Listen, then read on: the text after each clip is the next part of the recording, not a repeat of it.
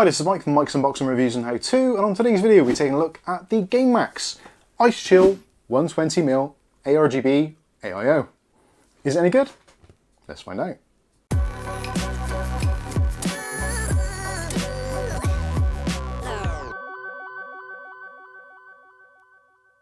Okay, so in today's video we'll be taking a look at the Gamemax ICE CHILL 120mm ARGB closed loop cooler.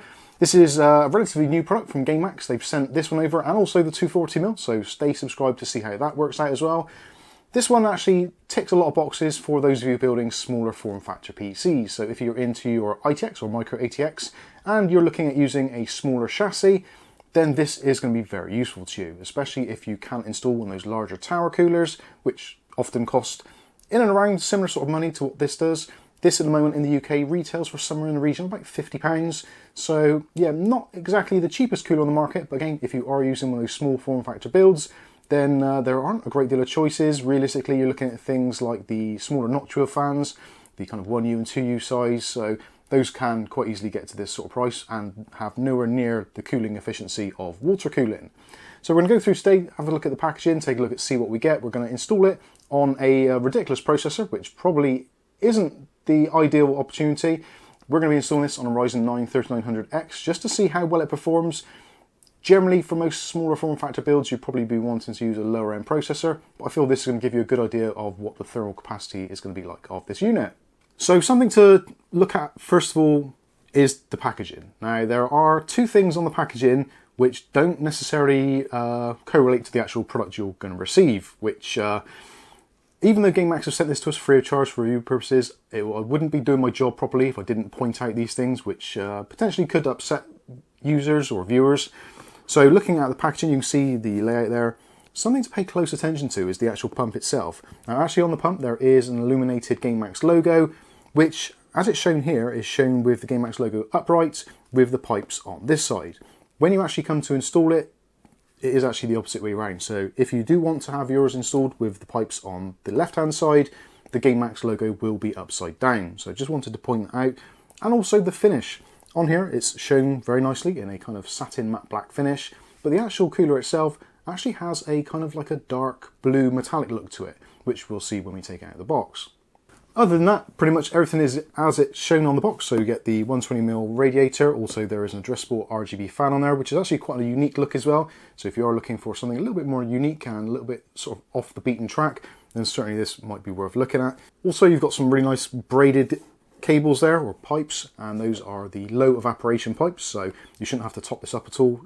As with anything, water does evaporate eventually. You can actually take this apart should you wish to and top up fluids. It's not recommended and it will void your warranty, but certainly potentially it can be done. On the other side of the box goes through some of the specifications and the sizes, so I'll give you a close-up of that on the screen so you can check out for yourselves.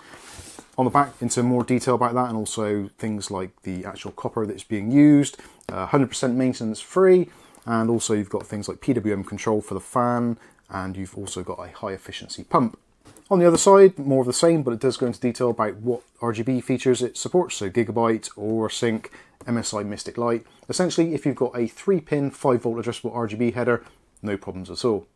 So taking the unit out and taking a look at what we actually get, so obviously you get the assembly itself with the fan already installed, and obviously there is the pump head, etc. I have already put on here the AM4 mounting bracket, as we will be testing on AM4. Very simple to do. All there is a couple of screws, 2 screws, into the bracket, and we've got these kind of clamp down sections here, which if you've ever used a Corsair water cooler, then you'll be very familiar with this design. Also included there is a SATA to PWM plug, so this is going to be for the actual pump itself. So if you've got a system which doesn't have an AIO header on the motherboard, then you can plug that straight in and run the pump at 100%. Also there's some extra screws and mountings for Intel setup, so this is for the 2011s. There's also 2 bags of screws, one of which I've already used on the cooler itself, and also a spare set there, which is for actually attaching the radiator to your case. It comes bagged with the Intel brackets as well, so this bracket, the backplate, actually does support LGA 1700. When you take a look at this, if you check out the links in the video description, it doesn't always list LGA 1700 compatibility, but this is actually new. They've now included the LGA 1700 bracket. They've literally just come in this week. So if you're buying one now, chances are you'll get it included. If not, just a quick call to Gamemax UK and they should be able to sort one out for you. Also, there's a nice decent sized syringe of thermal paste and also a spatula for spreading said paste. And there is an instruction manual which goes through and tells you how to put it all together. To be honest with you, it's very simple, very straightforward. The AM4 mounting bracket is an absolute breeze. I'll show you some footage of me putting it together. It's extremely easy. So looking at the actual radiator and the kind of combination setup as it is, so as you can see, we've got this really unusual looking fan on there where the fan blades actually do stick up proud of the actual surround. So in theory, that should allow it to kind of grab more air and push more air through. We're looking at around about 60 CFM of airflow going through this. If you wanted to, you can actually replace these, although it doesn't look like it. Those silver caps are removable, and underneath that is just regular fan screws. So if you wanted to replace the fan, or if for some reason the fan became faulty or whatever, then you can replace that should you wish to. Potentially as well, if you wanted to, you could actually configure a push-pull situation, have another fan on the back. Obviously with these specific ones, because of the actual way they're made, you won't be able to do that with these. You'd have to replace them with other fans, of which Gamemax do literally hundreds, so you shouldn't have any problems there. When it comes to connectivity, very straightforward. So there is a single 4-pin PWM for the fan, which is rated between 800 and 1900 RPMs. And for the addressable RGB, a traditional 3-pin 5-volt header. And there's also a pass-through as well, which has got a cap on there to protect it. And also there is the Gigabyte VDG connections, should you wish to use it. On the pump side of things, similar sort of deal. So there is a 3-pin connection. So that is a VDC connection for your water pump. You can control that in the BIOS and obviously ramp it up, ramp it down, or like I said, you can just use the SATA adapter and run it at 100% all the time. When it comes to the RGB, so again, same deal, so 3-pin, 5-volt addressable RGB with a pass-through, and again with the VDG connection on there for Gigabyte boards.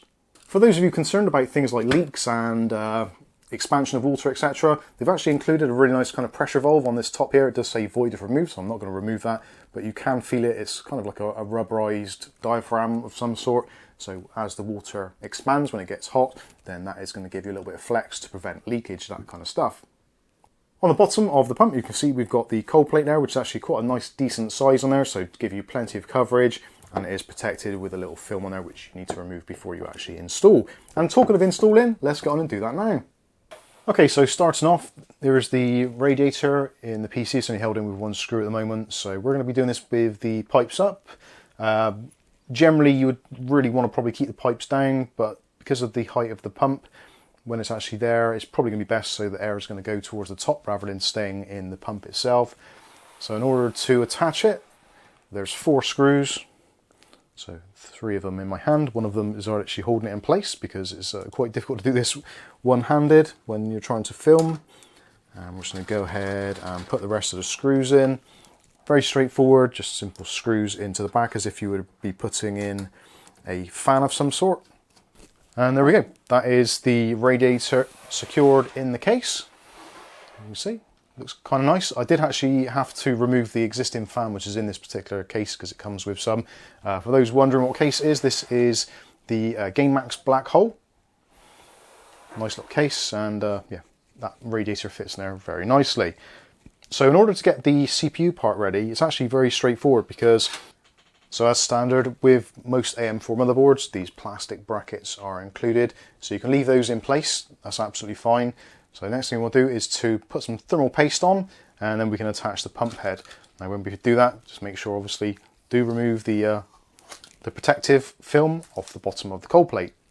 So now we've got the pump head mounted actually on the processor, so the lugs go on the top and also the bottom, as you can see there, and all you do is just tighten them up a little bit. You can do them up by hand. They are thumb screws.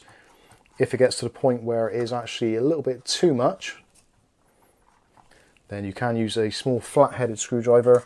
There is a very small thread in there, indentation, so then you can do the last few turns and get it right down. You can't over tighten it. It is designed to stop at a certain point on the thread. So that is that part done. Now what we need to do is to connect up things like the pump header and also the addressable RGB, etc. On this particular motherboard, the pump header is down in this corner as well, and the CPU header is at the top, so we're going to route those cables through, tidy up the RGB wiring, and then we'll get this thing fired up. Okay, so we've done all the testing, and I'll be honest with you, I'm actually quite surprised how well this is done. Considering the diminutive size of a 120mm radiator, It's actually really easy to install. 4 screws to hold the radiator in. It comes pretty much pre-assembled. I'll be honest with you, the AM4 clips, because of the way the AM4 is, they could do with being sort of more kind of clamped into place, I guess, or more kind of fixed, because they kind of slop around a little bit. Some people may find it a little bit tricky, and I would certainly recommend, if you are going to install it, do it with the PC flat rather than being upright as it is at the moment. Otherwise, yeah, it's a little bit more tricky, but that's a very, very minor quibble. Looking at the results, actually, I wasn't expecting it to do as well as it did. I figured we were going to get into thermal throttling territory quite quickly, but against the trusty old Ryzen 9 3900X, we got some pretty good results. So done 2 lots of testing, one of which is with all the fans at 100%. That is the pump and the fan, and obviously everything else in the PC, running the Cinebench, and also we do it with our custom MUB curve. So that is kind of like 40% at 40 degrees, 60% at 60 degrees, and then when it gets to 70 degrees C, up to 100%. Now, because of the way we do this in the fan curve monitor, certain motherboards actually kind of pick up the temperatures differently depending on the package temperature, CPU temperature, etc, etc. The ASUS board in particular, in this particular system, the X570 Tough Gaming, I always forget the name of this one, but yeah, the X570 board, ASUS seem to kind of misrepresent or underrepresent. So the fans and the pump doesn't always get up to the top speed as quickly as it would, because we are kind of hovering around that 70 degree mark. So anyway, it is what it is. Compared with other processors and other coolers that I've tested on this particular platform, it's done particularly well. So let's take a look at the results. So using the standard MUB curve, as I like to call it, the lowest temperature recorded, 42.5 degrees Celsius, which is a little bit warmer than I would have liked, but certainly is absolutely fine. I do feel there may have been some background tasks happening at the time, but it is what it is. Highest recorded temperature was 75.5 degrees Celsius. With the 5-minute Cinebench run, we had a score of 17887, which pretty much exactly what you'd expect. Doing just a single run, it got what I would expect it to get, so 18223 or 18233 I think it was. You do generally drop a few points when you do a longer run in Cinebench as things warm up, etc. And of course there's always those Windows background tasks which do affect the results and do throw up some anomalies. Speaking of anomalies, running it at 100%, we did have a low temperature of 35.6, which is excellent, and the highest recorded temperature was 73.4, and with our 5-minute Cinebench loop, we've got a score of 17617. So we actually scored worse running with 100%, which kind of does almost make sense. Quite often using an AIO cooler, you don't necessarily want the pump to be running at 100% because the water is actually passing through so quickly that it doesn't actually get time to cool, so you actually have a slightly more negative effect. I have rerun some of these tests separately off camera. So if you take the lowest temperature recorded in the kind of 100% fan speed and then combine that with the kind of custom PWM curve, I think that's basically what you're going to get results wise. So realistically, for a processor like this, you should be getting somewhere in the kind of mid to high 30s, and under full load you should be getting somewhere just a smidge over 70 degrees Celsius. So somewhere in the region of about 73 to 75 degrees, which for the size of the cooler and also how compact it is and how flexible it is for fitting in various different form factors, I think it's absolutely excellent and does compete actually very well with a lot of the other 240mm AIOs we've tested in the past, and also some of the more expensive tower coolers, which I didn't think it was going to do. So they've actually engineered this really well. It does appear to work very well. It fits into a particularly small form factor, and yeah, all I can say was definitely a big thumbs up from me. So what I think about it isn't important, what you think is, so do let us know what you think about this in the comments section below. Are you someone who would consider using a 120mm AIO? I'll be honest with you, before doing this review, and based on AIOs that I've used in the past, 120mm, which is probably like 4 or 5 years ago, it does appear that the technology has increased somewhat, and yeah, actually spectacular results from that small form factor. Anyway, I've rabbited this on for way too long. Links will be in the video description if you want to pick one up for yourself. I think it's around about £50. I think it's actually a pretty decent buy. But that's going to wrap things up for now. I've been Mike, this is Mike's Unboxing Reviews and How To, and hopefully we'll catch you in the very next video. Thanks for watching.